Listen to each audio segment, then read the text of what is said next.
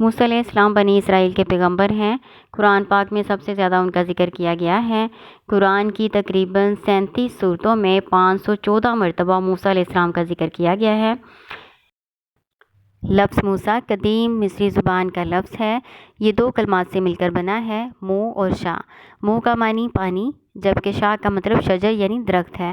آپ کو موسیٰ اس لیے کہا گیا کیونکہ آپ کی والدہ نے آپ کو فرعون سے بچانے کے لیے درختوں کے جھنڈ میں دریا میں ڈال دیا تھا۔ حضرت موسیٰ علیہ السلام کے والد کا نام عمران تھا۔ ان کا سلسلہ نسب اس طرح سے ہے: عمران بن قامت بن لاوی بن یعقوب، اور حضرت ہارون حضرت موسیٰ علیہ السلام کے حقیقی اور بڑے بھائی تھے۔ حضرت عبداللہ بن عباس رضی اللہ عنہما سے روایت ہے کہ اللہ کے نبی صلی اللہ علیہ وآلہ وسلم نے فرمایا، جس رات مجھے معراج ہوئی میں نے موسیٰ بن عمران علیہ السلام کو دیکھا۔ وہ لمبے قد کے گھنگریلے بالوں والے تھے، جیسا کہ شنوءہ قبیلے سے تعلق رکھتے ہوں۔ قرآن مجید میں موسیٰ علیہ السلام کی فضیلت کے بہت سے واقعات بیان ہوئے ہیں، جیسا کہ اللہ تعالیٰ نے آپ کو اپنے ساتھ کلام کے لیے مخصوص کیا تھا اور بغیر کسی حجاب کے آپ سے خود کلام کیا تھا۔ اس کے علاوہ اللہ تعالیٰ نے آپ کو 9 معجزات عطا فرمائے تھے اور اپنی طرف سے نبوت اور حکومت عطا فرمائی تھی۔ موسیٰ علیہ السلام کو قرآن میں وجیہہ یعنی عزت اور مرتبے والا بھی بیان کیا گیا ہے۔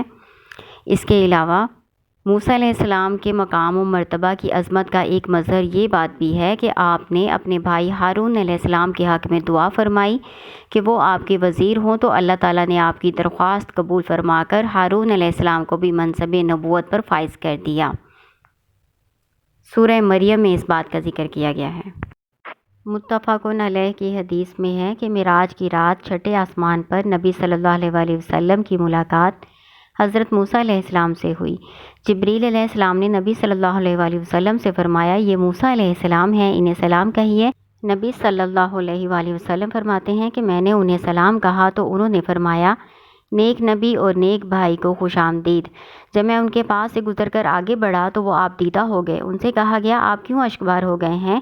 انہوں نے فرمایا، میں روتا ہوں کہ میرے بعد آنے والے ایک جوان کی امت سے اتنے افراد جنت میں داخل ہوں گے جو میری امت کی جنتیوں سے بھی زیادہ ہوں گے۔ جب اللہ تعالیٰ نے حضرت محمد صلی اللہ علیہ وآلہ وسلم کی امت پر 50 نمازیں فرض کیں تو رسول اللہ صلی اللہ علیہ وآلہ وسلم حضرت موسیٰ سے ملے۔ انہوں نے فرمایا، اپنے رب کے پاس دوبارہ تشریف لے جائیے اور اپنی امت کے لیے تخفیف کی درخواست کیجیے۔ مجھے بنی اسرائیل کی وجہ سے سخت پریشانی پیش آئی تھی اور میں آپ کی امت کے کان، آنکھیں اور دل زیادہ کمزور دیکھتا ہوں۔ چنانچہ رسول اللہ صلی اللہ علیہ وآلہ وسلم موسیٰ علیہ السلام کے پاس سے اللہ عز و جل کے دربار میں دوبارہ واپس گئے اور اللہ تعالیٰ سے نمازیں کم کرنے کا کہا، تو اللہ تعالیٰ نے ان کو نمازیں کم کر کے 5 نمازوں کا حکم دیا۔ یہ ادائیگی میں تو 5 ہیں، لیکن اللہ تعالیٰ نے فرمایا کہ ان کا ثواب 50 نمازوں کے برابر ہے۔ خلاصہ کلام یہ ہے کہ موسیٰ علیہ السلام اللہ تعالیٰ کے جلیل القدر پیغمبر تھے۔ قرآن میں اللہ تعالیٰ نے ان کی بڑی قدر و منزلت بیان کی ہے اور ان کی شریعت ایک عظیم شریعت تھی۔ ان کی امت کی ایک کثیر تعداد جنتیوں پر مشتمل ہوگی، جس میں بہت سے انبیاء، علماء، عابد، زاہد، دانشمند، بادشاہ، وزراء اور سردار و بڑے لوگ بھی شامل ہیں۔ لیکن جب انہوں نے اپنی شریعت میں تبدیلیاں کر لیں تو اللہ تعالیٰ نے ان پر بے شمار مصیبتیں اور آفتیں نازل فرمائیں۔ اللہ تعالیٰ نے ان کی صورتیں مسخ کر کے ان کو بندروں اور خنزیروں میں تبدیل کر دیا۔ ان کا ہم انشاءاللہ تعالیٰ آگے اس کو تفصیل سے پڑھیں گے۔ موسیٰ علیہ السلام کے دور میں جس بادشاہ کا ذکر کیا جاتا ہے اس کو فرعون کہا جاتا ہے۔ فرعون کا واقعہ اس طرح سے ہے کہ وہ زمین میں سرکشی کرنے والا تھا۔ اس نے وہاں کے بنی اسرائیلیوں کو غلام بنا کر رکھا ہوا تھا اور ان کو کمزور کر رکھا تھا۔ ان کے لڑکوں کو ذبح کر ڈالتا، ان کی لڑکیوں کو زندہ چھوڑ دیتا تاکہ ان سے وہ خدمت کروا سکیں۔ اس واقعے کا ذکر سورۃ قصص کی آیت نمبر 1 سے 6 میں کیا گیا ہے۔ بیان کیا جاتا ہے کہ اس نے یہ حکم دیا کہ 1 سال تو بچوں کو قتل کیا جائے اور دوسرے سال ان کو زندہ چھوڑا جائے تاکہ بنی اسرائیل ختم نہ ہو جائیں اور ان کی خدمت کرنے کے لیے کوئی نہ بچے۔ تو حضرت ہارون علیہ السلام جو موسیٰ علیہ السلام کے بڑے بھائی ہیں، یہ اس سال پیدا ہوئے تھے جب بچوں کو قتل نہیں کیا جاتا تھا، اور موسیٰ علیہ السلام کی پیدائش اس سال میں ہوئی تھی جس سال میں بچوں کو قتل کیا جانا تھا۔ جب موسیٰ علیہ السلام کی ولادت ہوئی تو اللہ تعالیٰ نے ان کے دل میں یہ الہام کیا کہ ان کے لیے ایک صندوق بنا لیں۔ آپ کا گھر نیل کے کنارے پر تھا، آپ نے صندوق کو ایک رسی سے باندھ دیا۔ وہ حضرت موسیٰ علیہ السلام کو دودھ پلاتی اور جب خطرہ محسوس کرتی تو آپ کو صندوق میں ڈال کر دریا میں چھوڑ دیتی، خود رسی کا سرا پکڑے رکھتی۔ جب خطرہ دور ہو جاتا تو رسی کے ذریعے سے صندوق کو کھینچ کر باہر نکال لیتی۔ ایک دن ایسا ہوا کہ انہوں نے موسیٰ علیہ السلام کو صندوق میں ڈال تو دیا لیکن رسی باندھنا بھول گئی، تو وہ صندوق بہتا ہوا فرعون کے محل کے پاس پہنچ گیا۔ فرعون کے گھر والوں نے اس کو اٹھا لیا اور ملکہ آسیہ کے پاس لے گئے۔ حضرت آسیہ نے جب موسیٰ علیہ السلام کو دیکھا تو ان کی محبت اللہ تعالیٰ نے ان کے دل میں ڈال دی۔ تو جب فرعون آیا تو انہوں نے کہا یہ کیا ہے، تو اس کو ذبح کرنے کا حکم دیا۔ حضرت آسیہ نے مزاحمت کرتے ہوئے فرمایا کہ یہ تو میری اور تمہاری آنکھوں کی ٹھنڈک ہے، تم اسے قتل نہ کرو۔ تو فرعون نے کہا تیرے لیے تو ہے، میرے لیے نہیں ہے۔ تو اللہ تعالیٰ نے اس کی زبان کی کہی ہوئی بات کو ہی حقیقت بنا دی۔ ادھر موسیٰ علیہ السلام کی والدہ کا دل بے صبرا ہو گیا، بہت پریشان ہو گئیں۔ اللہ تعالیٰ کہتے ہیں کہ اگر ہم ان کے دل کو مضبوط نہ کرتے تھے تو قریب تھا کہ وہ اس قصے کو ظاہر کر دیتی، لیکن اللہ تعالیٰ نے ان کو ثابت قدم رکھا۔ ان کی جو بہن تھی وہ ان کو دور سے دیکھتی رہیں اور وہ پیچھے پیچھے چلتی رہیں، یہاں تک کہ ان کو پتہ چل گیا کہ موسیٰ علیہ السلام فرعون کے محل میں جا چکے ہیں۔ جب حضرت موسیٰ علیہ السلام فرعون کے محل میں پہنچ گئے تو ان لوگوں نے آپ کو کچھ کھلانا پلانا چاہا، لیکن آپ نے کسی عورت کا دودھ نہ پیا اور نہ ہی کوئی چیز قبول کی۔ وہ لوگ بہت پریشان ہوئے، آپ کو ہر طرح سے غذا دینے کی کوشش کی لیکن آپ نے کچھ نہ کھایا۔ اللہ تعالیٰ بیان کرتے ہیں کہ ان کے پہنچنے سے پہلے ہم نے موسیٰ علیہ السلام پر دائیوں کا دودھ حرام کر دیا تھا۔ انہوں نے آپ کو عورتوں کے ساتھ بازار بھیجا تاکہ کوئی عورت مل جائے جو آپ کو دودھ پلا سکے۔ وہ لوگ اسی حالت میں تھے کہ آپ کی ہمشیرہ موسیٰ علیہ السلام کی جو بہن تھی وہ آئیں اور انہوں نے کہا کیا میں تمہیں ایسا گھر نہ بتاؤں جو تمہارے لیے اس بچے کی پرورش کریں اور وہ اس بچے کے خیر خواہ بھی ہوں۔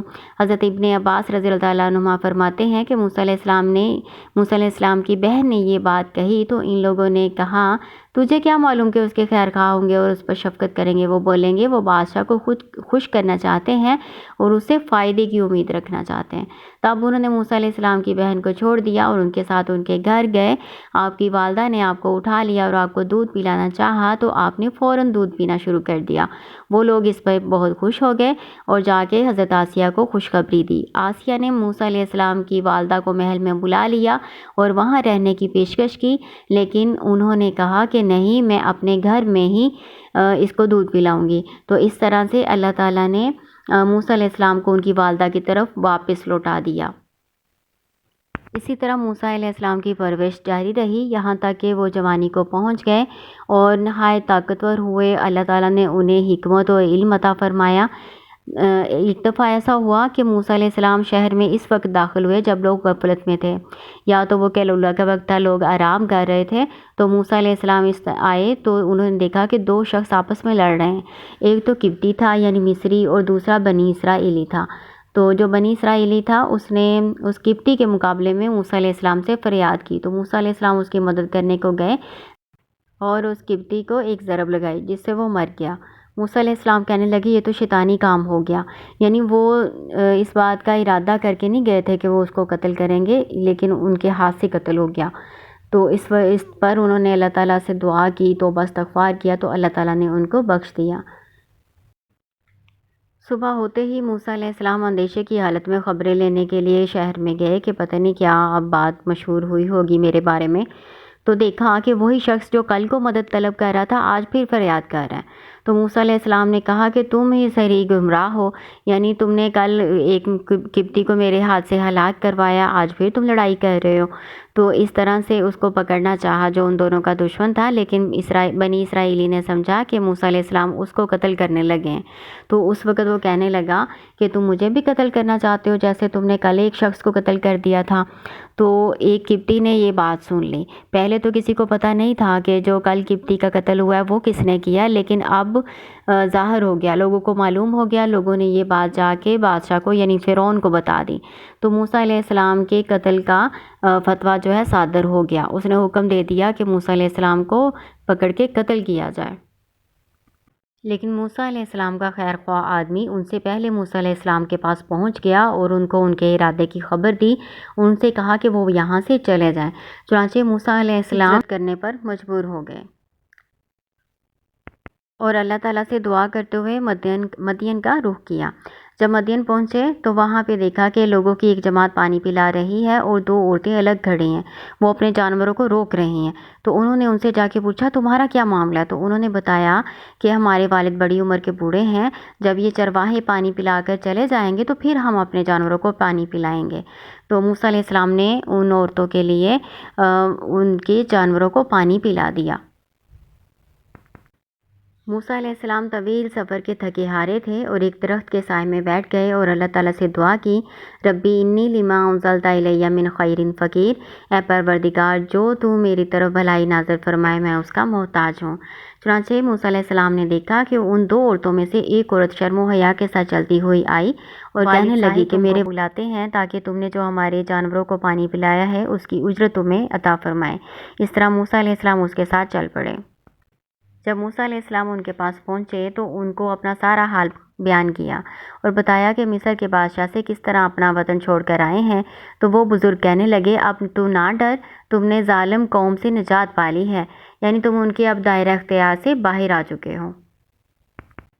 اس کے علاوہ انہوں نے کہا کہ میں اپنی دونوں لڑکیوں میں سے ایک کو آپ کے نکاح میں دینا چاہتا ہوں اور اس کا حق مہر یہ ہوگا کہ آپ 8 سال تک میرا کام کریں گے، میری خدمت کریں گے، اور اگر آپ 10 سال پورے کر دیں تو یہ آپ کی طرف سے احسان ہے، میں آپ کو مشقت میں نہیں ڈالنا چاہتا۔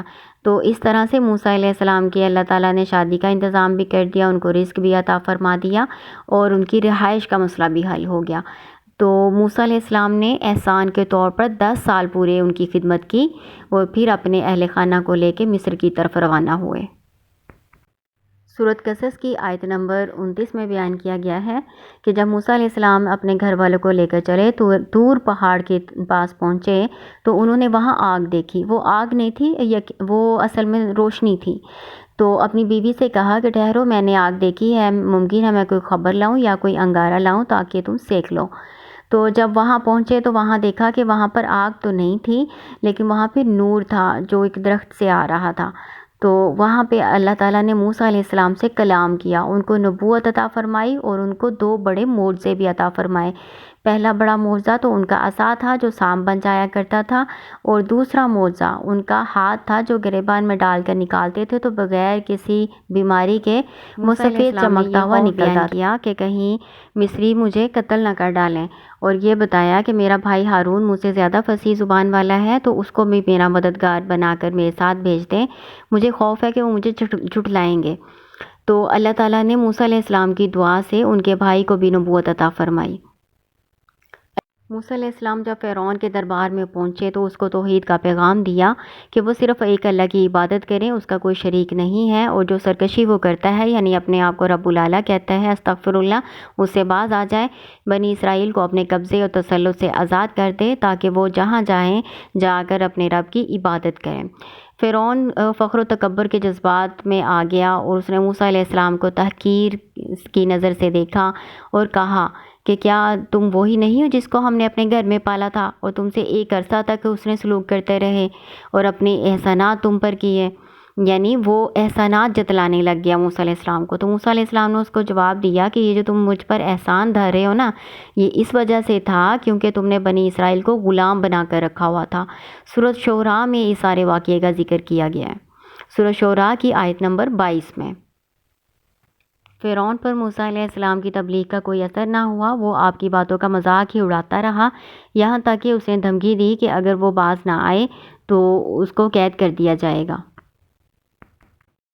اور فرعون نے مطالبہ کیا موسیٰ علیہ السلام سے کہ اگر وہ سچا ہے تو کوئی دلیل پیش کرے۔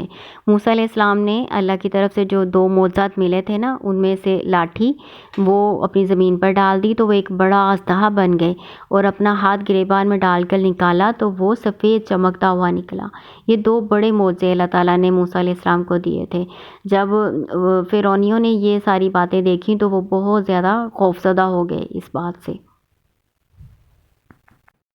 اللہ تعالیٰ نے فرعون کی بدنصیبی اور جہالت اور حماقت کا ذکر کیا ہے کہ اس نے اللہ کی آیات کو جھٹلایا اور تکبر کی وجہ سے انکار کر دیا کہ موسیٰ علیہ السلام جو تو نے معجزے پیش کیے یہ جادو ہیں اور ہم اس جادو کا مقابلہ جادو کے ساتھ ہی کریں گے۔ تو اس نے سارے جادوگروں کو اکٹھا کیا اور ان کے لیے ایک دن مقرر کیا۔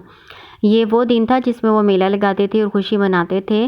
تو یہ فیصلہ کیا گیا کہ اس دن لوگوں کو جمع کیا جائے گا چاشت کے وقت، ضحیٰ یعنی چاشت کے وقت جب دن شروع ہوتا ہے، تو اس وقت وہ لوگ وہاں پہ جمع ہو جائیں اور موسیٰ علیہ السلام کا اور جادوگروں کا مقابلہ کروایا جائے، تو جو ان میں سے آ جائے تو اس کی اطاعت قبول کر لی جائے۔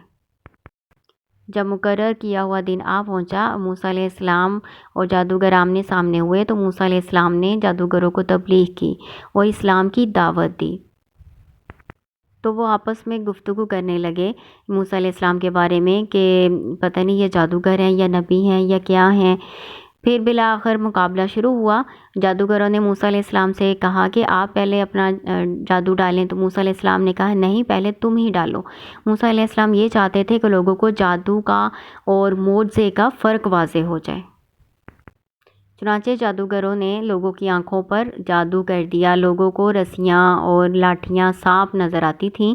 پھر موسیٰ علیہ السلام نے اپنا عصا ڈالا تو ان کا عصا اژدہا بن گیا اور اتنا بڑا اژدہا وہ ان کی ساری رسیوں لاٹھیوں کو نگل گیا۔ جب جادوگروں نے یہ دیکھا تو انہوں نے سمجھ لیا کہ موسیٰ علیہ السلام جو لائے ہیں وہ جادو نہیں ہے بلکہ وہ تو معجزہ ہے، تو وہ فوراً سجدے میں گر پڑے اور اسلام قبول کر لیا۔ انہوں نے کہا ہم موسیٰ علیہ السلام اور ہارون علیہ السلام کے رب پر ایمان لائے ہیں۔ یہ سارا واقعہ سورۃ اعراف میں بیان کیا گیا ہے۔ فرعون اس بات سے بہت ناراض ہوا اور ان کو کہا کہ تم اس پر ایمان لے آئے ہو، اس سے پہلے کہ میں تمہیں کوئی حکم دیتا تو اب میں تمہیں سخت سزا دوں گا، تمہارے ہاتھ پاؤں کٹوا دوں گا اور تمہیں کھجور کے تنوں پر سولی دے دوں گا۔ اس وقت تمہیں معلوم ہوگا کہ کس کا عذاب زیادہ سخت ہے اور دیر تک رہنے والا ہے۔ تو انہوں نے کہا جو تم ہمیں سزا دے سکتے ہو نا دنیا کی زندگی میں دے سکتے ہو، آخرت میں تو ہمیں اللہ کا اجر مل جائے گا نا، اللہ کی طرف سے، اللہ تعالیٰ کی طرف سے ہمیں گناہوں کی معافی بھی مل جائے گی، اور جو تم نے ہمیں مجبور کیا جادو کرنے پہ تو اس کی بھی ہمیں اللہ سے معافی مل جائے گی اور اللہ کے ہاں ہمارا اچھا بڑا درجہ ہوگا۔ جب فرعون نے دیکھا کہ لوگوں پر تو حق واضح ہو رہا ہے تو اس نے پھر ایک اور چال چڑھی۔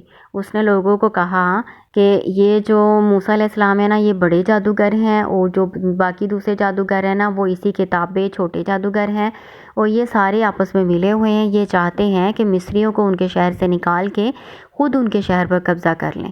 تو اس طرح سے باتیں کر کے اس نے اپنی عوام کو اپنے پیچھے لگا کر گمراہ کر دیا۔ فرعون کے درباریوں نے فرعون کو کہا کہ آپ موسیٰ علیہ السلام کو ایسے ہی چھوڑ دیں گے تاکہ وہ فساد پھیلاتے پھریں، آپ ان کو کوئی سزا نہیں دیں گے؟ تو فرعون نے یہ کہا کہ ہم ان کے بیٹوں کو دوبارہ قتل کرنا شروع کر دیں گے اور ان کی بیٹیوں کو زندہ رکھیں گے، ہم ان پر غالب ہیں، ہم ان سے جو چاہے کر سکتے ہیں۔ تو ایسے ہی انہوں نے کہا۔ تو موسیٰ علیہ السلام کی جو قوم تھی نا انہوں نے کہا کہ موسیٰ علیہ السلام آپ کے آنے سے ہمیں کیا فرق پڑا، جب آپ نہیں تھے تب بھی ہمارے ساتھ یہی سلوک ہوتا تھا، اب آپ کے آنے کے بعد بھی ہم سے وہی سلوک ہوتا ہے۔ تو موسیٰ علیہ السلام نے ان کو صبر کی تلقین کی، ان کو سمجھایا کہ اللہ کی مدد قریب ہی ہے۔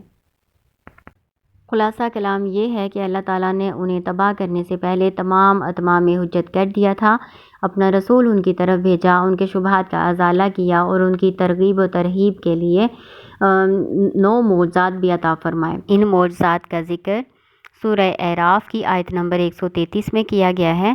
ترجمہ: اور ہم نے فرعونیوں کو قحط اور پھلوں کے نقصان میں پکڑا تاکہ وہ نصیحت حاصل کریں، پھر جب ان کو آسائش حاصل ہوتی تو کہتے کہ ہم اس کے مستحق ہیں، اور اگر سختی پہنچتی تو موسیٰ اور ان کے رفیقوں کی بدشگونی بتاتے۔ دیکھو ان کی بدشگونی اللہ کے ہاں مقدر ہے، لیکن ان میں سے اکثر نہیں جانتے، اور کہنے لگے کہ تم ہمارے پاس خواہ کوئی بھی نشانی لاؤ تاکہ اس سے ہم پر جادو کرو، مگر ہم تم پر ایمان والے نہیں ہیں۔ سو ہم نے ان پر طوفان، ٹڈیاں، جوئیں، مینڈک اور خون کتنی ہی کھلی نشانیاں بھیجی، مگر وہ تکبر ہی کرتے رہے اور وہ لوگ تھے ہی گناہ گار۔ سورہ اعراف کی ہی آیت نمبر 136 میں بیان کیا گیا ہے۔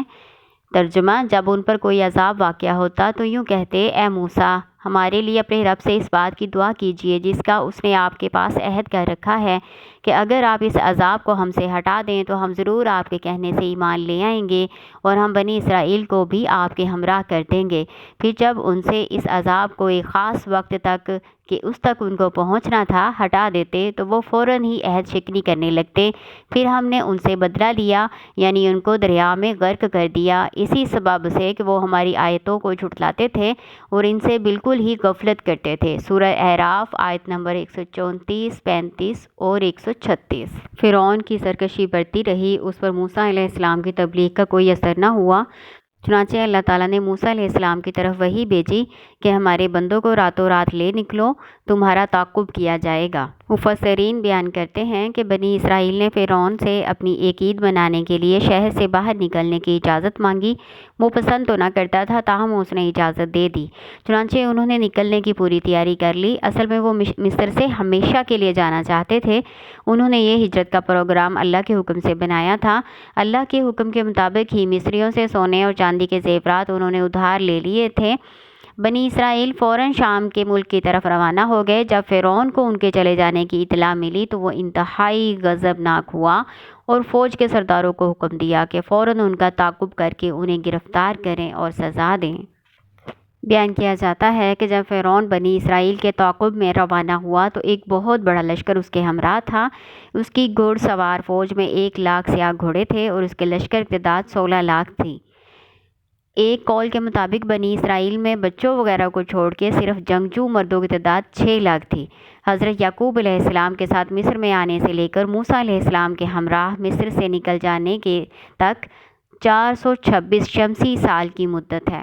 بہرحال فرعون اپنے لشکر سمیت بنی اسرائیل تک پہنچ گیا۔ اس وقت سورج طلوع ہو رہا تھا۔ دونوں جماعتوں نے ایک دوسرے کو دیکھا اور ایک دوسرے کو پہچان لیا اور معلوم ہوتا تھا کہ اب حملہ ہونے ہی والا ہے۔ تو بنی اسرائیل نے موسیٰ علیہ السلام سے کہا، اِنَّا لَمُدْرَکُونَ، ہم تو یقیناً پکڑ لیے گئے۔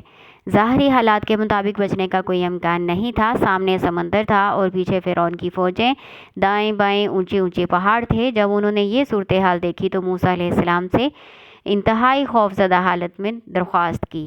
موسیٰ علیہ السلام نے فرمایا، ہرگز نہیں، یقیناً میرا رب میرے ساتھ ہے، وہ ضرور مجھے راہ دکھائے گا۔ آپ اپنی جماعت کے پچھلے حصے میں تھے، وہاں سے آگے آ گئے، دیکھا کہ سمندر کی لہریں تلاطم خیز ہیں۔ آپ نے فرمایا، مجھے یہیں سے گزرنے کا حکم ہوا ہے۔ اس وقت اللہ تعالیٰ نے موسیٰ علیہ السلام کو وحی فرمائی کہ سمندر پر اپنا عصا ماریے۔ آپ نے عصا مارتے ہوئے فرمایا، اللہ کے حکم سے پھٹ جا۔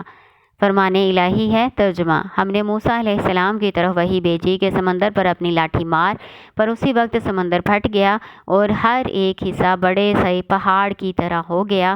ایک روایت کے مطابق اس پہ 12 راستے بن گئے تھے، یعنی ہر قبیلے کے لیے الگ الگ راستہ۔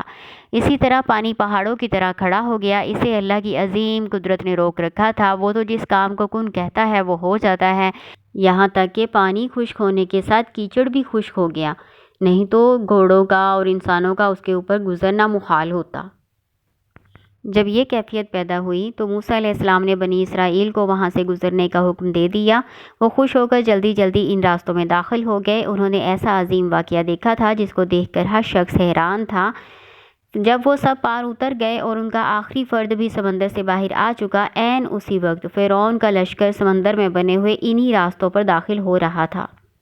فرعون دل میں تو شرمسار تھا، لیکن پھر بھی اس نے اپنی قوم کو بے وقوف بنایا اور ان کے سامنے بولنے لگا، دیکھو کس طرح سمندر نے مجھے راستہ دے دیا ہے کہ میں اپنے مفرور اور باغی بندوں کو گرفتار کر لوں۔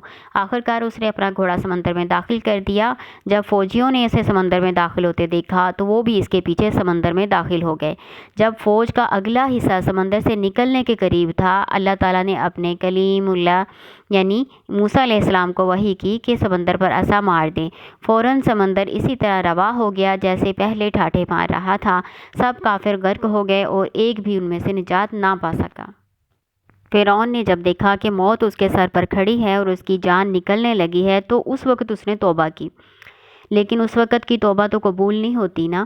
ارشاد باری تعالیٰ ہے۔ ترجمہ: کیا اب ایمان لاتا ہے اور تو پہلے سرکشی کرتا رہا اور مفسدوں میں شامل رہا؟ حضرت عبداللہ بن عباس رضی اللہ تعالیٰ عنہما فرماتے ہیں کہ بنی اسرائیل کو فرعون کی موت کا یقین ہی نہیں آتا تھا، اس لیے اللہ تعالیٰ نے سمندر کو حکم دیا کہ وہ اس کی لاش کو باہر نکال دیں تاکہ وہ اس کو دیکھ کر پہچان لیں اور ان کو اس فرعون کی ہلاکت کا یقین ہو جائے۔ فرعون اور اس کی افواج کی تباہی کا واقعہ عاشوراء کے دن یعنی محرم کی 10 تاریخ کو پیش آیا تھا۔ اسی لیے موسیٰ علیہ السلام کی قوم جو یہود کہلاتے ہیں اس دن روزہ رکھتے ہیں۔ موسیٰ علیہ السلام اپنی قوم کو لے کر وادی سینا کی طرف روانہ ہوئے۔ راستے میں ان کا گزر ایسی قوم سے ہوا جو اپنے بتوں کے سامنے پوجا کے لیے مشغول تھے۔ تو موسیٰ علیہ السلام کی قوم نے کہا کہ اے موسیٰ، ہمارے لیے بھی اس طرح کے معبود بنا دیں۔ موسیٰ علیہ السلام ان کے اس مطالبے پر بہت ناراض ہوئے اور انہوں نے اپنی قوم کو سمجھایا، ان کو آر دلائی، ملامت کی کہ اللہ کو چھوڑ کر تم بتوں کی عبادت کرنا چاہتے ہو۔ بنی اسرائیل نے بحر کلزم کو پار کیا اور اس سرزمین پر پہنچے جو عرب کی سرزمین تھی اور کلزم کے مشرق میں واقع تھی۔ یہ لکودک بے آب و گیا میدان ہے جو تورات کی زبان میں بیابان شور، سین وادی، سینا یا تیا کے نام سے مشہور ہے، اور دور تک اس کا دامن وسیع ہے۔ یہاں شدید گرمی ہوتی ہے، دور تک سبزہ اور پانی کا پتہ نہیں، اس لیے بنی اسرائیل گھبرا اٹھے اور موسیٰ علیہ السلام سے فریاد کرنے لگے۔ تو موسیٰ علیہ السلام نے اللہ تعالیٰ کی بارگاہ میں دعا کی۔ اللہ تعالیٰ نے کہا کہ اپنا عصا زمین پر ماریں۔ موسیٰ علیہ السلام نے حکم کی تعمیل کی تو فوراً اس میں سے 12 چشمے پھوٹ پڑے۔ کیونکہ بنی اسرائیل 12 قبیلے تھے اس لیے ہر ایک قبیلے کے لیے ایک ایک چشمہ تھا۔ اس کے علاوہ جب ان کو بھوک لگی تو انہوں نے کھانا طلب کیا۔ اللہ تعالیٰ نے ان کے لیے من اور سلویٰ کا انتظام کیا۔ یہ اللہ تعالیٰ کی قدرت کی ایک عظیم نشانی تھی جو ان کو دکھائی گئی۔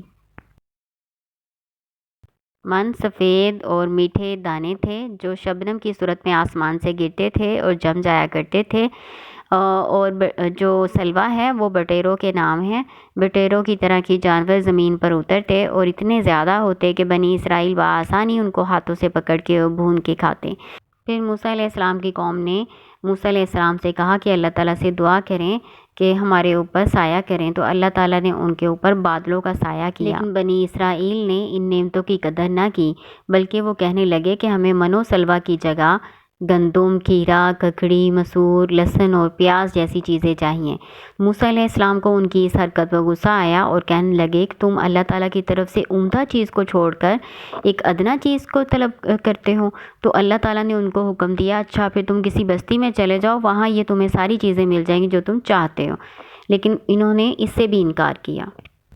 اللہ تعالیٰ نے موسیٰ علیہ السلام سے وعدہ کر رکھا تھا کہ جب بنی اسرائیل مصری حکومت کی غلامی سے آزاد ہو جائیں گے تو ان کو ایک شریعت دی جائے گی۔ اب اللہ تعالیٰ کے اس وعدے کے پورے ہونے کا وقت آ پہنچا تھا، اس لیے اللہ تعالیٰ نے موسیٰ علیہ السلام کو حکم دیا کہ وہ اللہ تعالیٰ کی 30 دن عبادت کریں۔ پھر اللہ تعالیٰ نے 10 دن اور بڑھانے کو کہا، اور پورے 40 دن کے بعد اللہ تعالیٰ نے موسیٰ علیہ السلام کو تورات تختیوں کی صورت میں عطا فرمائی جس میں سارے شریعت کے احکامات موجود تھے۔ موسیٰ علیہ السلام اب جاتے ہوئے اپنے بھائی ہارون علیہ السلام کو اپنا جانشین مقرر کر گئے تھے کہ وہ بنی اسرائیل کو راہ حق پر قائم رکھیں اور ان کی نگرانی کریں۔ موسیٰ علیہ السلام کے طور پہاڑ پر جانے کے بعد بنی اسرائیل توحید پر قائم نہ رہ سکے اور شرک میں مبتلا ہو گئے۔ سامری نے ان کو ایک بچڑے کی صورت بنا دی تھی، اس میں سے آواز آتی تھی، تو انہوں نے اس کو معبود بنا کر پوجنا شروع کر دیا۔ ہارون علیہ السلام نے بنی اسرائیل کو سمجھایا کہ ایسا نہ کرو، یہ تو گمراہی کا راستہ ہے، مگر وہ باز نہ آئے۔ انہوں نے کہا کہ جب تک موسیٰ ہمارے پاس نہیں آ جاتے تب تک ہم اسی حالت پر رہیں گے۔ اللہ تعالیٰ نے اس بات کا ذکر موسیٰ علیہ السلام سے بھی کیا، ان کو بتایا کہ تمہاری قوم تو پیچھے شرک میں مبتلا ہو چکی ہے۔ موسیٰ علیہ السلام نہایت غصے کی حالت میں بنی اسرائیل کے پاس پہنچے اور اپنے بھائی کے سر اور داڑھی کے بال پکڑ کر کھینچنے لگے۔ ہارون علیہ السلام نے کہا کہ آپ کی قوم نے مجھے کمزور جانا تھا اور قریب تھا کہ وہ مجھے قتل کر دیتے۔ تو بھائی کی طرف سے یہ معقول دلیل سن کر موسیٰ علیہ السلام کا غصہ چلا گیا۔ اب وہ سامری کی طرف مخاطب ہوئے اور ان سے کہا کہ تم نے یہ کیوں بنا کے دیا؟ تو اس نے کہا اپنی طرف سے ایک بات بنا لی کہ میں نے جبریل علیہ السلام کے گھوڑے کے پاؤں کے نیچے سے کچھ مٹی لی تھی، میں نے بنی اسرائیلیوں کے زیورات کو پگھلایا اور اس میں وہ مٹی ڈال دی، تو اس میں جو بچڑا تھا اس میں جان آ گئی، اس میں زندگی کے آثار آ گئے۔ حالانکہ یہ بات اس نے خود سے بنائی تھی، ایسی کوئی بات نہیں تھی۔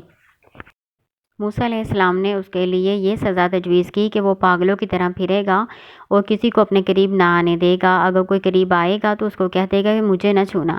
ایسا بھلا وہ کیوں کہتا تھا؟ اس لیے کہتا تھا کہ جو اس کو چھوتا تھا اس کو بھی بہت بخار ہو جاتا تھا اور سامری کو بھی ہو جاتا تھا۔ یہ اس کی سزا تھی اللہ اور اس کے رسول کی طرف سے۔ موسیٰ علیہ السلام نے بچڑے کو جلا کر خاک بنا دیا اور دریا میں پھینک دیا۔ اس کے بعد موسیٰ علیہ السلام اپنی قوم کی طرف مخاطب ہوئے اور ان کو توبہ استغفار کے لیے کہا۔ قوم نے یہ سمجھ لیا کہ ان سے غلطی ہو گئی، وہ شرک میں مبتلا ہو گئے، اس لیے انہوں نے اللہ تعالیٰ سے توبہ کی اور ان کی توبہ قبول کر لی گئی، لیکن ان کی توبہ بہت سخت تھی۔ ان میں سے جو شرک کرنے والے تھے ان کو انہی کے رشتہ داروں نے جنہوں نے شرک نہیں کیا تھا قتل کیا۔ جب موسیٰ علیہ السلام کا غصہ دور ہوا اور بنی اسرائیل نے توبہ کر لی تو موسیٰ علیہ السلام نے وہ تختیاں جو اللہ تعالیٰ نے ان کو دی تھیں وہ پڑھ کر قوم کو سنائی اور کہا کہ یہ اللہ کی کتاب ہے جو اللہ تعالیٰ نے تمہاری ہدایت اور دینی دنیوی زندگی کی فلاح کے لیے مجھے عطا فرمائی ہے، اس پر ایمان لاؤ اور اس کے احکامات کی تعمیل کرو۔ موسیٰ علیہ السلام کی قوم نہ مانے، انہوں نے کہا کہ ہم احکامات کو جن کو تم لے کر آئے ہو نہیں مان سکتے اور نہ اس پر عمل کر سکتے ہیں، یہ بہت مشکل ہے۔ تو اللہ تعالیٰ نے طور پہاڑ کو ان کے اوپر بلند کیا اور ان سے وعدہ لیا کہ جو کچھ اس میں ہے اس کو قوت سے لو، یعنی اس پر اچھی طرح سے عمل کرو اور اس کو یاد رکھو تاکہ تم پرہیزگار بنو۔ انہوں نے موت کے خوف سے یہ وعدہ تو کر لیا لیکن اپنے اس وعدے پر زیادہ دیر تک قائم نہ رہ سکے۔ سینا کے جس میدان میں اس وقت بنی اسرائیل موجود تھے یہ سرزمین فلسطین سے قریب تھا اور ان سے اللہ تعالیٰ کا وعدہ تھا کہ اللہ تعالیٰ تمہیں اس سرزمین کا مالک بنائیں گے اور وہ یہاں پھلے پھولیں گے۔ لہٰذا موسیٰ علیہ السلام کی معرفت اللہ تعالیٰ کا حکم ہوا کہ اپنی قوم سے کہو کہ ارض مقدس میں داخل ہو اور وہاں کی ظالم اور جابر قوم سے مقابلہ کریں، جہاد کریں۔ موسیٰ علیہ السلام نے 12 آدمیوں کو تفتیش حال کے لیے بھیجا۔ وہ فلسطین کے قریبی شہر اریحا میں داخل ہوئے اور تمام حالات کو بغور دیکھا۔ جب واپس آئے تو موسیٰ علیہ السلام کو بتایا کہ وہ بہت جسیم تن و توش کے زبردست ہیں اور بہت قوی ہیکل ہیں، طاقتور ہیں۔ موسیٰ علیہ السلام نے فرمایا کہ جس طرح تم نے مجھ سے ان کے متعلق کہا ہے نا، قوم کے سامنے نہیں کہنا کیونکہ پھر ان کے حوصلے پست ہو جائیں گے۔ لیکن 2 لوگ خاموش رہے، باقی سب نے اپنی قوم کو اس کی خبر دے دی۔ وہ 2 لوگ کون ہیں؟ وہ ان دونوں لوگوں کے نام ہیں یوشع بن نون اور کالب۔ موسیٰ علیہ السلام کے حکم کی انہوں نے پوری تعمیل کی اور انہوں نے اپنی قوم کو اس طرح کی کوئی بات نہیں بتائی، بلکہ انہوں نے کہا کہ وہ بزدل قوم ہے، اگر تم اچانک ان پر حملہ کرو گے تو تم ہی غالب رہو گے، کیونکہ اللہ کی مدد ہمیشہ مومنوں کے ساتھ ہوتی ہے۔ لیکن موسیٰ علیہ السلام کی قوم پہلے ہی بددل ہو چکی تھی اور ویسے بھی وہ بزدل قوم ہے، اتنی دیر غلامی میں گزار کے آئے تھے، اسی لیے انہوں نے موسیٰ علیہ السلام سے کہا کہ اے موسیٰ، ہم کبھی بھی اس شہر میں داخل نہیں ہوں گے جب تک اس میں قوم عمالقہ موجود ہے۔ آپ جاؤ اور آپ کا رب جاؤ، تم دونوں لڑو، ہم تو یہیں بیٹھیں گے۔ موسیٰ علیہ السلام قوم کا یہ جواب سن کر بہت افسردہ ہوئے اور انہیں بہت غم ہوا۔ انہوں نے اللہ کے حضور دعا کی کہ اے اللہ، میں اپنے اور ہارون کے سوا کسی پر قابو نہیں رکھتا، سو ہم دونوں حاضر ہیں، اب تو ہمارے اور اس نافرمان قوم کے درمیان جدائی ڈال دیں، یہ تو سخت نااہل ہیں۔ اللہ تعالیٰ نے موسیٰ علیہ السلام پر وحی فرمائی کہ آپ غمگین نہ ہو، ان کی نافرمانی کا تم پر کوئی بوجھ نہیں۔ اب ہم نے ان کے لیے یہ سزا مقرر کر دی ہے کہ وہ 40 سال تک اسی میدان طیہ میں بھٹکتے پھریں گے، ان کو ارض مقدس میں جانا نصیب نہیں ہوگا اور ہم نے 40 سال کے لیے اس کو ان پر حرام کر دیا گیا۔ یہ اسی میدان میں اسی طرح پھرتے رہے، جو بڑے لوگ تھے وہ تو اسی طرح فوت ہو گئے۔ حضرت ہارون اور حضرت موسیٰ علیہ السلام کو بھی اسی وادی میں موت آئی۔ اس کے بعد 40 سال کے بعد جو ان کے جو بچے تھے وہ بڑے ہوئے تو انہوں نے اس ارض مقدس کو پھر فتح کیا۔ جب موسیٰ علیہ السلام کی قوم ہور نامی ایک پہاڑ کی چوٹی کے قریب پہنچی تو ہارون علیہ السلام کی وفات کا وقت آ گیا۔ اللہ تعالیٰ نے موسیٰ علیہ السلام کو حکم دیا کہ وہ ہارون علیہ السلام کو لے کر ہور پہاڑ پر چڑھ جائیں، لہٰذا وہ وہاں چلے گئے اور وہاں کچھ دیر اللہ کی عبادت میں مصروف رہے۔ پھر حضرت ہارون علیہ السلام کا وہیں انتقال ہو گیا اور موسیٰ علیہ السلام ان کی تجہیز و تکفین کے بعد نیچے اترے اور بنی اسرائیل کو ہارون علیہ السلام کی وفات کی خبر دی۔ موسیٰ علیہ السلام کی وفات کا واقعہ صحیح بخاری اور مسلم میں اس طرح سے مذکور ہے۔ ترجمہ: حضرت ابو ہریرہ رضی اللہ عنہ فرماتے ہیں کہ جب موسیٰ علیہ السلام کی وفات کا وقت قریب آیا تو موت کا فرشتہ ان کی خدمت میں حاضر ہوا اور کہا، اپنے پروردگار کی جانب سے پیغام اجل کو قبول فرمائیے۔ موسیٰ علیہ السلام نے اس کے تماچہ رسید کر دیا، جس سے اس کی آنکھ پھوٹ گئی۔ تب اس نے دربار الہی میں جا کر شکایت کی کہ تیرا بندہ موت نہیں جاتا، اور یہ کہ اس نے مجھے تماچہ رسید کیا ہے۔ اللہ تعالیٰ کی جانب سے اس کی آنکھ پھر درست ہو گئی، اور اس کو حکم ملا کہ موسیٰ علیہ السلام کے پاس دوبارہ جاؤ اور کہو کہ اللہ کے یہ ارشاد ہے کہ کسی بیل کی کمر پر تم اپنا ہاتھ رکھ دو، جس قدر بال تمہاری مٹھی میں آ جائیں گے ہم ہر ایک بال کے عوض تمہاری عمر میں 1 سال کا اضافہ کر دیں گے۔ فرشتے نے دوبارہ حاضر ہو کر حضرت موسیٰ علیہ السلام کو خدا تعالیٰ کا پیغام سنایا۔ حضرت موسیٰ علیہ السلام نے دریافت کیا کہ اس کے بعد کیا انجام ہوگا۔ حضرت حق سے جواب ملا کہ آخر کار پھر موت ہے۔ تب حضرت موسیٰ علیہ السلام نے عرض کیا کہ اگر طویل سے طویل زندگی کا نتیجہ موت ہی ہے تو پھر وہ شے آج ہی کیوں نہ آ جائے، اور دعا کی کہ اللہ تعالیٰ اس آخری وقت میں اسے عرض مقدس کے قریب کر دے۔ نبی کریم صلی اللہ علیہ وسلم نے ارشاد فرمایا کہ اگر میں اس جگہ ہوتا تو تم کو حضرت موسیٰ علیہ السلام کی قبر کا نشان دکھاتا کہ وہ سرخ ٹیلا یعنی کثیب احمر کے قریب اس جگہ دفن ہے۔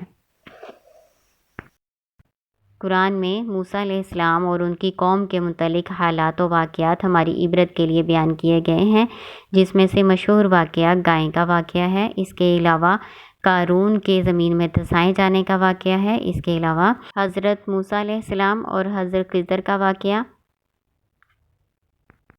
اور موسیٰ علیہ السلام کا قوم مدین کی طرف ہجرت کر جانا۔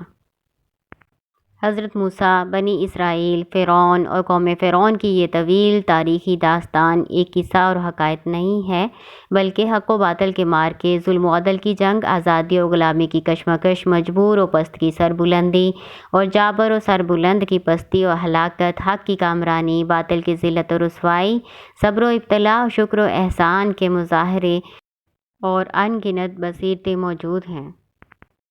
جو شخص اللہ تعالیٰ پر بھروسہ رکھتا ہے، اعتماد رکھتا ہے اور خلوص سے دل کے ساتھ اسی کو اپنا مشکل کشا سمجھتا ہے، تو اللہ تعالیٰ ضرور اس کی مشکلات کو آسان کر دیتے ہیں اور اس کے مصائب کو نجات اور کامرانی سے بدل دیتے ہیں۔ باطل کی طاقتیں کتنی ہی زبردست ہوں، لیکن انجام کار اس کو نامرادی کا منہ دیکھنا پڑتا ہے۔ یہ اللہ تعالیٰ کی عادت ہے کہ جابر و ظالم قومیں جن قوموں کو ذلیل اور حقیر سمجھتی ہیں، ایک دن آتا ہے کہ وہی ضعیف اور کمزور قومیں خدا کی زمین کی وارث ہوتی ہیں اور حکومت و اقتدار کی مالک ہو جاتی ہیں۔ ظالم قوموں کا اقتدار خاک میں مل جاتا ہے، اور حضرت موسیٰ علیہ السلام اور فرعون کی مکمل داستان اس کے لیے روشن ثبوت ہے۔